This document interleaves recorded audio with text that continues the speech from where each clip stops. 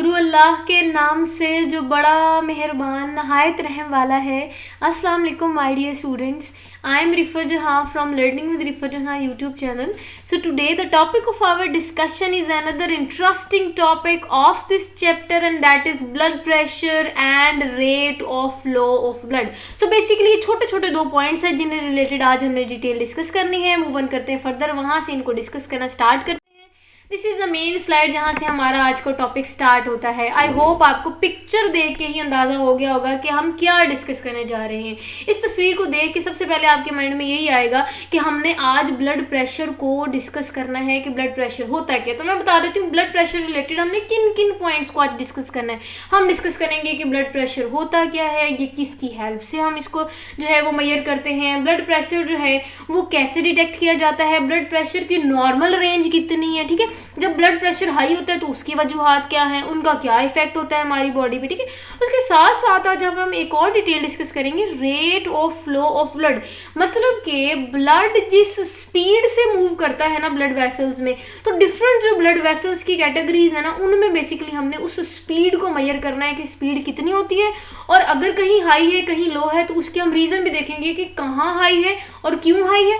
ठीक है, सो ये जो पॉइंट्स है वो बेसिकली आज हमने डिस्कस करने हैं. आई होप आप सारे बहुत एक्साइटेड होंगे इन तमाम डिटेल को समझने के लिए. ऐसा है कि हम स्टार्ट करते हैं अपने फर्स्ट पॉइंट से, that is blood pressure. Blood pressure की बात करें ना तो मैं आपको इसकी डेफिनेशन एक्सप्लेन करने से पहले इसके लफ्ज़ को समझाती हूँ, आपको डेफिनेशन खुद ही समझ आ जाएगी भाई. ब्लड प्रेशर में प्रेशर कहते हैं फोर्स को, ताकत को. ठीक है, और ब्लड आपको पता है ब्लड मतलब कि ब्लड फोर्स.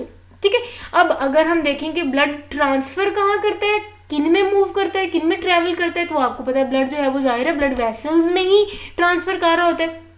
तो ब्लड वेसल्स में ट्रांसफर करते हुए ब्लड जब ब्लड वेसल्स की दीवारों पे प्रेशर या फोर्स इंजर्ट करती है, उस प्रेशर को, उस फोर्स को हम ब्लड प्रेशर बोलते हैं. समझ आ गई? मैं दोबारा आपको एक्सप्लेन भी कर देती हूँ रीडिंग करके. तो कहते हैं blood pressure is the force of blood against the wall of blood vessels. तो ब्लड वेसल्स में ब्लड मूव कर रहा है और वो मूव करने के साथ साथ प्रेशर लगा रहा है, फोर्स लगा रहा है दीवारों पे. ठीक है, मूव भी कर रहा है और प्रेशर भी लगा रहा है दीवारों पे. तो उस फोर्स को जो ब्लड लगा रहा है ब्लड वेसल्स में रहते हुए ब्लड वेसल्स की दीवारों पे, तो उसको हम ब्लड प्रेशर बोलते हैं. समझ आ गई?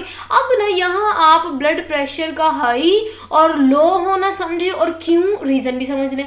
कहते हैं कि अब देखें ना, आप समझें कि नॉर्मल, तो आपको पता है कि नॉर्मल ब्लड प्रेशर भी, अब आपने ये भी सुना होगा कि ब्लड प्रेशर हाई हो गया. ठीक है, इसका मतलब कि ब्लड प्रेशर मतलब कि ब्लड जो फोर्स नॉर्मल रेंज में लगा रहा होता है, जो हमने स्टेथोस्कोप की मदद से आपको पता है कि हम डिटेक्ट भी करते हैं. ठीक है, जब हम ब्लड प्रेशर को मेजर करने के लिए यूज़ करते हैं. तो अगर हम नॉर्मल ब्लड प्रेशर की बात करें ना, तो नॉर्मल ब्लड प्रेशर की जो रेंज होती है ना वो 120, और जो नीचे वाली वैल्यू होती है ना वो 75 से 85 के दरमियान रेंज करती है. ठीक है, तो ये नॉर्मल ब्लड प्रेशर है. लेकिन अब हम डिस्कस करते हैं कि ब्लड प्रेशर हाई कब होता है और कैसे होता है, और ये क्या चेंजेस होते हैं जब ब्लड प्रेशर हाई होता है. अच्छा, ब्लड प्रेशर जब हाई होता है तो इसका मतलब कि ब्लड वेसल्स में जो नॉर्मल रेंज में एक फोर्स लगती है जो कि 120/85 और 75 होती है, लेकिन अगर उससे ज़्यादा फोर्स लगा रही है ब्लड उस ब्लड वेसल की दीवारों पे, तो हम कहते हैं ब्लड प्रेशर हाई है. ठीक है, अगर हाँ नॉर्मल रेंज से कम स्पीड से कम ताकत लगाए, ठीक है, तो हम कहेंगे कि उस वक्त उस पेशेंट में, उस बंदे में ब्लड प्रेशर जो है वो लो होता है. ब्लड प्रेशर की बात करें तो इसमें आप कह सकते हैं कि हमारी थ्रू आउट द लाइफ में हमारी बॉडी में वेरिएशन देखने को मिलती है. ब्लड प्रेशर हाई क्यों होता है, लो क्यों होता है, इसकी डिफरेंट रीजंस हैं, वो हम डिस्कस भी कर लेंगे. लेकिन अभी आप यही समझे कि ये नहीं कि अगर किसी बंदे का हाई है तो वो सारी जिंदगी हाई रहेगा. ये नॉर्मल भी हो जाता है, कभी हाई हो जाता है, कभी लो हो जाता है, डिफरेंट रीजंस की वजह से. तो ब्लड प्रेशर आप समझ गए. सो नेक्स्ट पॉइंट में भी हम जो blood pressure related detail discuss करनी है वो ये होगी कि ब्लड प्रेशर की अगर हम बात करेंगे, बेसिकली वो फोर्स होती है जो कि ब्लड को मूव करवाने में हेल्प करती है. ठीक है, अब आपको पता है ब्लड प्रेशर की अगर हम बात करें, हार्ट जो है ना वो कॉन्ट्रैक्ट करता है तो ब्लड जो है वो हमारी बॉडी की तरफ आता है. अब इस लाइन को मैं मजीद स्पेसिफिक कर दूं तो आपको पता है कि जो हमारा लेफ्ट वेंट्रिकल है जब वो कॉन्ट्रैक्ट करेगा तो जो हमारा ब्लड है वो एयोर्टा से निकल के डिफरेंट बॉडी पार्ट्स तक जाता है. ठीक है, अच्छा, इसका मतलब कि अगर हम ब्लड प्रेशर को देखें कि ब्लड प्रेशर कहाँ ज़्यादा होता है, तो वो जाहिर है वो ब्लड वेसल्स जो कि हार्ट के करीब होंगी उनमें ब्लड प्रेशर ज़्यादा होगा। तो हार्ट के करीब अयोटा है, तो अयोटा में ब्लड प्रेशर सबसे ज़्यादा होगा। अच्छा, उसके बाद वो यही लिख रहे हैं। अब हमें ना बेसिकली इनमें प्रेशर देखना है। तो इन्होंने यही कहा कि अयोटा में प्रेशर जो है वो हाईएस्ट होता है, क्योंकि अयोटा में ज़्यादा स्पीड से ब्लड रिसीव करती है अयोटा, ये ज़्यादा स्पीड से ब्लड आता है अयोटा में, ठीक है। उसके बाद वो ग्रेजुअली रिड्यूस होता रहता है। अयोटा में सबसे ज़्यादा, आर्टरीज में उससे कम, कैपिलरीज में फिर उससे कम, ठीक है, मैंने आपको बता दिया। अब हम आते हैं जी, इस पॉइंट को एक्सप्लेन करने से पहले ना मैं आपको ज़रा नॉर्मल ब्लड प्रेशर समझा दूँ। तो मैंने कहा कि नॉर्मल ब्लड प्रेशर की जो रेंज होती है वो 120/75 और 85 के दरमियान में होती है।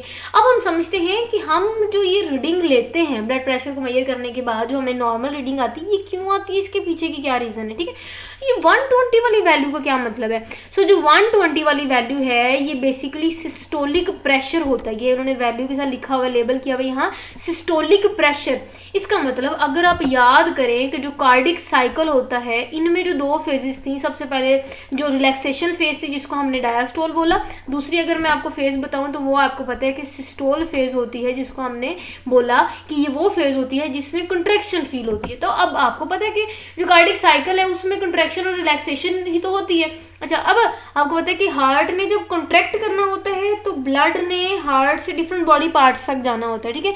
तो उस कॉन्ट्रैक्शन के टाइम पे जो फेज होता है ना, उसको हम कहते हैं कि वो सिस्टोल फेज होता है। और उस प्रेशर को जो हार्ट लगा रहा होता है उसको हम सिस्टोलिक प्रेशर बोलते हैं। और उसको हमने अगर मेजर करना है नॉर्मली तो 120 होता है। मतलब 120 एक सिस्टोलिक प्रेशर है, जिस प्रेशर के बाद हमने कहा कि ब्लड जो है वो कॉन्ट्रैक्ट करने के बाद हार्ट से निकलता है, एओर्टा की मदद से, फिर डिफरेंट बॉडी पार्ट्स तक जाते हैं, ठीक है। अच्छा, लेकिन अगर हम बात करें कि जो डायस्टोल फेज है जिसको हमने रिलैक्सेशन फेज बोला, ये वो फेज होती है जब हार्ट जो है वो कोई प्रेशर एक्सर्ट नहीं करता, ठीक है। अच्छा, उसका मतलब कि रिलैक्सेशन फेज में हार्ट पंप नहीं करता, कॉन्ट्रैक्ट नहीं करता। ये वो फेज होती है, मैंने आपको बताया, कि जिसमें ब्लड ने आना होता है, मतलब जो हार्ट के चैम्बर्स हैं उन्होंने ब्लड को रिसीव करना होता है, ठीक है। अच्छा, अब वो स्पेसिफिकली अगर मैं आपको मजीद बता दूं तो आपको पता है कि राइट एट्रियम जो है वो डीऑक्सीजनेटेड ब्लड को ऊपर वाली सुपीरियर वेना कैवा, नीचे वाली इंफीरियर वेना कैवा से रिसीव करता है। तो इस जो रिसीव वाली जो फेज है या जो रिलैक्सेशन फेज है जिसमें हार्ट रिलैक्स करता है और चैम्बर्स में ब्लड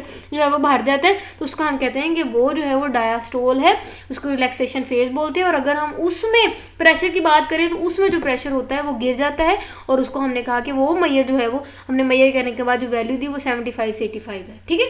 अच्छा, तो ये हमने देख लिया कि सिस्टोलिक प्रेशर 120 जब वो कॉन्ट्रैक्ट करते हैं तो उसमें जो स्पीड हमने देखी वो 120, और जो हमने कहा कि जो उसकी डायस्टोल वाली फेज है, जो रिलैक्सेशन फेज है, उसमें 75, जब वो हार्ट पंप या कॉन्ट्रैक्ट नहीं करता तब इस प्रेशर से जो है वो ब्लड मूव करता है। समझ आ गई। अच्छा, इसी को आप कह सकते हैं, इसमें जो हमने धक धक धक धक हमें हार्ट फील होती है ना आर्टरीज में, जैसे हमने कहा कलाई में भी अगर हम फील करें, नेक के करीब फील करें, आर्टरीज में जो हमें एक ब्लड प्रेशर जो है वो फील भी होता है, क्योंकि वहाँ ब्लड प्रेशर बहुत ज़्यादा होता है, ठीक है, एज कम्पेयर टू कैपिलरीज। अच्छा, सो अब यही उन्होंने लिखा हुआ है कि 120 जो है वो सिस्टोलिक प्रेशर है, और फिर ये 75 से 85 उन्होंने यहाँ कहा कि जो है वो डायस्टोलिक प्रेशर है।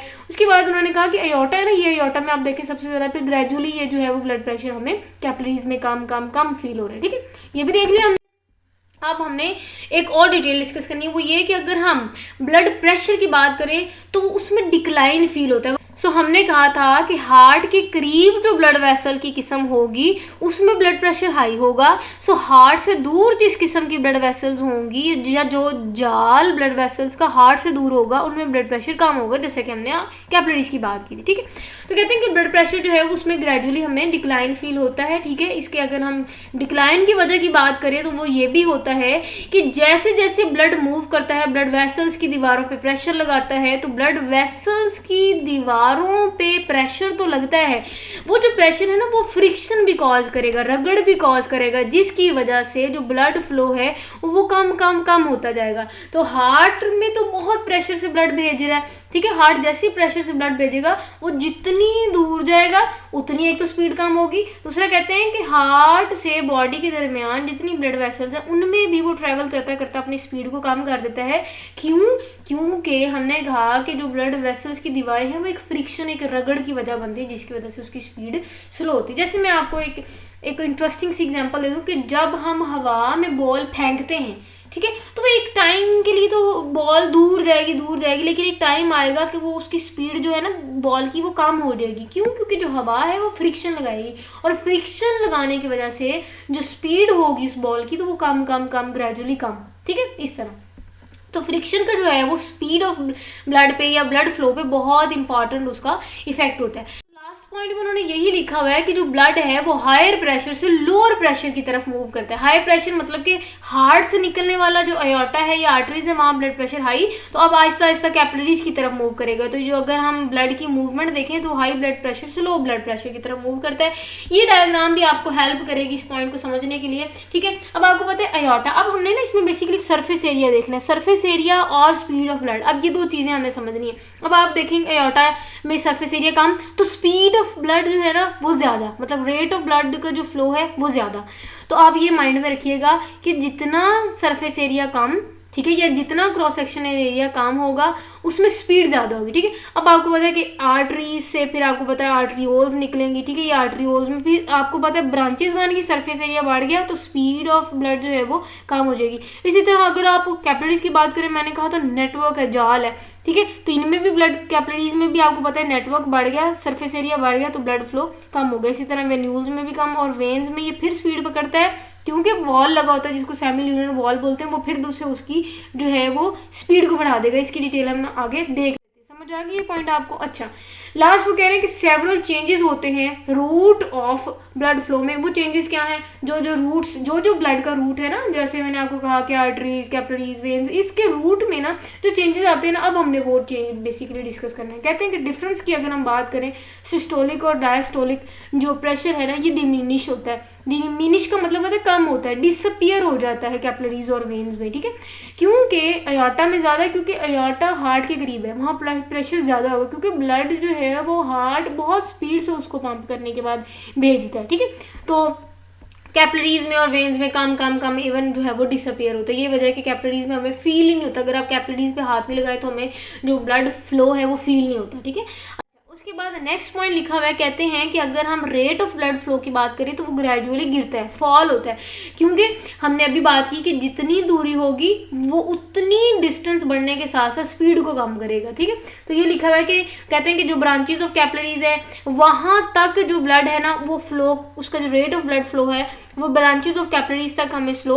तो कहते हैं कि अगर हम वेन्यूल्स की बात करें, वेन्स की बात करें तो उनमें फिर हमें इंक्रीज देखने को मिलता है। वो यही वजह है, मैंने आपको बता दी कि उनमें सेमी ल्यूनर वॉल्व होता है, ठीक है। ये हमने डिस्कस कर लिया। उसके बाद अगर हम बात करें तो कहते हैं कि चेंजेस जो है वो रेट ऑफ फ्लो में हमें फील होते हैं, वो इसलिए क्योंकि अगर हम क्रॉस सेक्शन एरिया की बात करें, मैंने अभी आपको बताया कि जो वेसल सिस्टम है इनमें क्रॉस सेक्शनल एरिया बहुत मैटर करता है। अगर क्रॉस सेक्शनल एरिया कम होगा, मतलब कि सरफेस एरिया कम होगा, तो rate of flow of blood जो है वो ज़्यादा होगा। लेकिन जैसे जैसे ब्रांचेस ज़्यादा होंगी, सरफेस एरिया बढ़ जाएगा तो स्पीड भी कम हो जाएगी, ठीक है। अच्छा, उसके बाद कह रहे हैं कि जो फ्लो ऑफ ब्लड है वेन्स में वो मेंटेन होता है कंट्रैक्शन की मदद से। अब आपको पता है कि हमने कहा था कि वेन्स में एक तो जो वॉल्स है ना वो बहुत इंपॉर्टेंट रोल परफॉर्म करता है। जो सेमी ल्यूनर वॉल होता है ना, एक तो वो बैक फ्लो को रोकता है कि जो ब्लड है वो बैक फ्लो ना हो जाए, दूसरा वो ये करता है कि ब्लड को स्पीड देता है दोबारा से, ठीक है, प्रेशर दोबारा लगाता है कि ब्लड ज़्यादा स्पीड से दोबारा वापस हार्ट की तरफ जाता है, ठीक है। तो कहते हैं कि अगर हम कंट्रैक्शन की बात करें, मैंने कहा था कि वेन्स के इर्द गिर्द मसल्स होते हैं, वेन्स इटसेल्फ नहीं कॉन्ट्रैक्ट करती, हाँ वेन्स के इर्द गिर्द मसल्स होते हैं जो उसको कॉन्ट्रैक्ट करते हैं, ठीक है। तो कहते हैं कि ये जो वेन्स के मसल्स हो गए या सेमी ल्यूनर वॉल हो गया, ठीक है, ये आपको पता है कि ये बैक फ्लो को रोकती है, और जो वेन्स के साथ मसल्स लगे होते हैं वो मेनटेन करते हैं ब्लड फ्लो को वेन्स में, ठीक है। लास्ट पॉइंट में हमने जो डिटेल डिस्कस करनी है वो यही लिख रहा है कि अगर हमने नॉर्मल फ्लो ऑफ ब्लड करना है बॉडी में तो उसके लिए हमें कुछ चीज़ें करनी पड़ेंगी। सबसे पहले हमें सबसे ज़्यादा बल्कि हमें ख्याल करना पड़ेगा मस्कुलर एक्टिविटीज़ का, मतलब कि हमें हार्ड एक्सरसाइज करनी चाहिए, हमें हरकत में रहना चाहिए, क्योंकि कहते हैं ना कि हरकत में बरकत है, ठीक है। तो हरकत का मतलब है कि मस्कुलर एक्टिविटीज़ करेंगे, ठीक है, रनिंग करेंगे, एक्सरसाइज करेंगे, वॉक करेंगे, ठीक है, ये मस्कुलर हम एक्टिविटीज़ करेंगे तो हमारा जो ब्लड फ्लो है वो नॉर्मल रहेगा। अगर हम ब्रीथिंग मूवमेंट होगी तो उससे हमारा ब्लड फ्लो नॉर्मल रहता है। हाँ, लेकिन अगर आप मोटापे का शिकार पर्सन देखें तो उसमें हमेशा ब्लड प्रेशर का इशू रहता है, उनमें ब्लड प्रेशर हाई रहता है, लो रहता है वो इसीलिए क्योंकि उनमें मस्कुलर एक्टिविटीज़ जो है वो रुक जाती है, उनमें फिर ब्रीथिंग इशू भी होता है, मोटापे वाले बंदे को सांस का मसला भी होता है जिसकी वजह से उनमें ब्लड प्रेशर का इशू भी होता है। तो ये उन्होंने कहा कि लास्ट में बहुत अच्छी बात की कि हमें मस्कुलर एक्टिविटीज़ का ख्याल रखना चाहिए, हमें नॉर्मल हेल्दी डाइट प्लान लेने चाहिए, हमें वॉक करनी चाहिए ताकि हमारी मस्कुलर एक्टिविटीज़ ज़्यादा हो और हम इस इशू से बच सकें। सो दिस इज़ इट, यही था हमारा आज का टॉपिक। आई होप आपको बहुत अच्छे से समझ आई होगी। ये जो तमाम के तमाम पॉइंट्स आज हमने डिस्कस किए ना, ये ऑलरेडी हमने पहले वाले टॉपिक्स में डिटेल से डिस्कस कर ली थी, जस्ट हमने इन पॉइंट्स को दोबारा रिवाइज किया है, ठीक है। आपके बुक में टॉपिक था तो मैंने आपको एक्सप्लेन कर दिया, ठीक है। अब जो इसके बाद हमने टॉपिक डिस्कस करना है वो बहुत इंटरेस्टिंग है। उसमें हमने हार्ट रिलेटेड कुछ डिजीजेज डिस्कस करनी है जिसमें हाइपरटेंशन आ जाती है, फिर हम देखेंगे थ्रोम्बस क्या होता है, एम्बोलस क्या होता है, ठीक है। फिर हम देखेंगे इनके रीजंस और हार्ट अटैक को डिस्कस करेंगे, हार्ट अटैक से कैसे हम अवॉइड कर सकते हैं, स्ट्रोक क्या होता है वो पढ़ेंगे, फिर हम देखेंगे हेमरेज क्या होती है, हेमरेज से हम कैसे बच सकते हैं। तो ये सारी की सारी इंटरेस्टिंग इन्फॉर्मेशन आने वाले लेक्चर में हम डिस्कस करेंगे। टिल देन अपना बहुत सारा ख्याल रखिएगा, ठीक है। अगर आपको आज की टॉपिक की समझ आई मुझे फीडबैक लाजमी दीजिएगा, और हाँ कुछ पूछना आप कमेंट सेक्शन में पूछ सकते हैं। लास्ट में यही कहूँगी चैनल को सब्सक्राइब करना ना भूलिएगा, बेल आइकन भी प्रेस कीजिएगा, इससे आपका ही भला है, ठीक है। सो नेक्स्ट टॉपिक तक मुझे दीजिए इजाज़त, अल्लाह हाफिज़।